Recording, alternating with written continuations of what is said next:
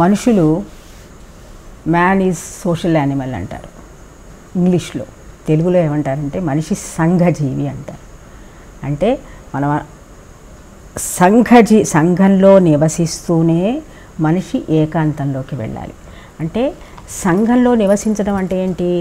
మన వలన సంఘానికి ఎటువంటి అపకారం కలగకుండా, అంటే అనేకంలో ఉంటూనే, అనేకం అంటే ఏంటి?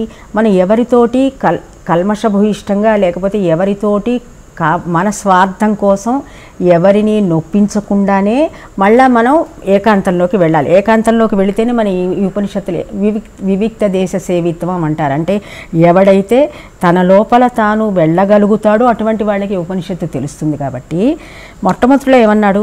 సహనావవతు. సహనౌ అంటే మనల ఇద్దరిని అని అర్థం ఇందులో చెప్పింది. నిన్న మనం ఒక విధమైనటువంటి అర్థం చెప్పుకున్నాం. మన ఇద్దరిని అంటే ఏ ఇద్దరిని అని చెప్పుకోవాలి. ఏ ఇద్దరినైనా సరే అంటే సంఘంలో ఉన్నటువంటి అందరినీ. ఇది ముఖ్యంగా భోజనం చేసే సమయంలో ఇది చెప్పుకుంటారు, మన ఇద్దరిని. ఇక్కడ ఏం చెప్తుంది? ఇక్కడ ఇది ఉపనిషత్తు కాబట్టి గురువుని శిష్యుని, గురువు శిష్యులు ఇద్దరిని కలిపి అర్థం అనమాట. గురువు శిష్యుల అర్థం అంటే ఏంటి? గురువు చెప్పేది ఎప్పుడూ కూడా శిష్యుడికి వ్యతిరేకంగానే ఉంటుంది, ఇష్టపూర్వకంగా ఎప్పుడూ ఉండదు. అది గుర్తుపెట్టుకోండి. గురువు చెప్పేది ఎప్పుడూ కూడా ఆపోజిట్. వీడేమో భోగం కావాలంటాడు, శిష్యుడు భోగాయతనం కావాలంటాడు. ఆయన ఏమంటాడు? నువ్వు త్యాగం చేయాలంటాడు. సో రెండు ఆపోజిట్ డైరెక్షన్స్ కదా. ఆపోజిట్ వచ్చినప్పుడు ఒక పెద్ద క్లాష్ జరుగుతుంది. ఆపోజిట్ జరుగుతున్నప్పుడు పెద్ద క్లాష్ కలుగుతుంది. అది జరగకుండా ఉండాలి. ఆపోజిట్లో మళ్ళీ ఏకం కావాలి. మనం విడివిడిగా ఉన్నా మళ్ళీ ఏకం కావాలి. కాబట్టి ఓం సహనా వవతు అంటే సహనౌ మన ఇద్దరిని, గురు శిష్యులిద్దరిని, అవతు రక్షించుగాక. ఎందుకు? ఒక పెద్ద ఫ్రిక్షన్ జరగబోతోంది మన ఇద్దరికి. నీ అన్నమాట అది కాదురా, ఇట్లానే నిన్ను పూర్తిగా నీ దారి మళ్లించడానికి నేను చేసేటటువంటి ఇంత ప్రయత్నము ఎంత కఠోరమైనటువంటిది ఉంటుంది. నీవు చాలా కఠినంగా ఫీల్ అవుతావు, నాకు కూడా నిన్ను ఇటు తిప్పడానికి చాలా కష్టపడాల్సి వస్తుంది.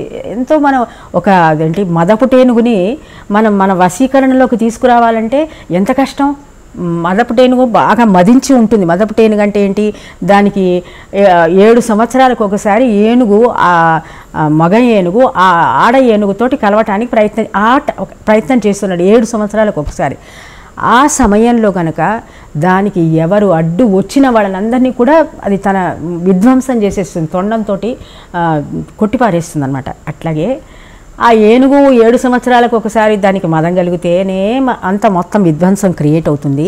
మనిషి అష్టమదాలతో ఉంటాడు, ఎప్పుడు అష్టమదాలతో కూడుకుని ఉంటాడు. అంటే మదము అంటే ఏనుగుకున్నటువంటి మదము కలిగినటువంటి మనిషిని ముక్కుతాడు వేసి మళ్ళీ నీకు మామూలుగా నిన్ను పూర్తిగా నీకున్న మదాలన్నీ అణగగొట్టి నీ అహంకారంతా నేలకి రాయించి, నిన్ను ముక్కుకు నేలకి రాయించి మామూలుగా పరమాత్ముడి యొక్క ధ్యాసలోకి అంతా పరమాత్ముడు చేస్తున్నాడు, నీ సొంతం ఏదీ లేదు, నీది ఎంత నీ గొప్పతనం ఏమీ లేదు, నీవేమీ నిర్వర్తించట్లేదు అనే దానికి తీసుకురావాలంటే నీకు ఎంత ఫ్రిక్షన్ ఉంటుంది గురువుకి శిష్యులకి మధ్య రక్షించ.